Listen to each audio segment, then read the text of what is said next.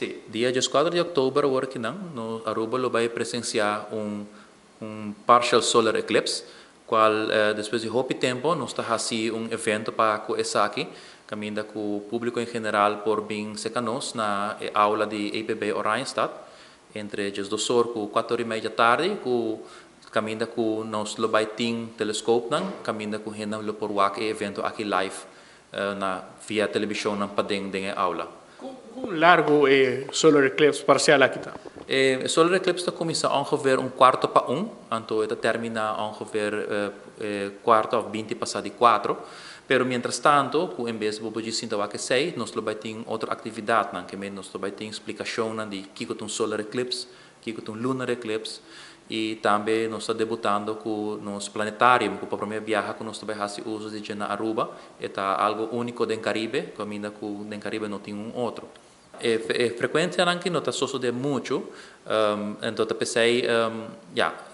total então, da maneira similar está na ano 98 que ela sucede, que nós hay total, pero sai parcial, 60% de solo está guardo tapa, então toch nós decidimos fazer algo com essa aqui, na modo que chama a atenção é, começa a falar hobby não, é muito não, que está por ter interesse em parte de STEM, para por fazer algo com ele também. Nós temos brela disponível na venda, nós estamos vendendo na 5 florim,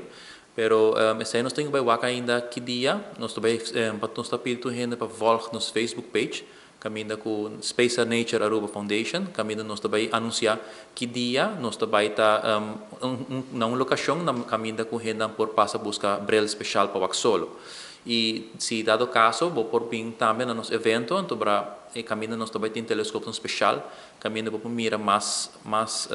detalhes não também de solo mês, mientras que é agora tapaco e luna. Conta-nos mais de vossa organização. Nossa organização está para dar educação no público em geral, de espaço e natureza. Então, qualquer grupo de gente ou escola por acercar-nos, nós estamos dando lectures na escola sobre astronomia e de natureza também.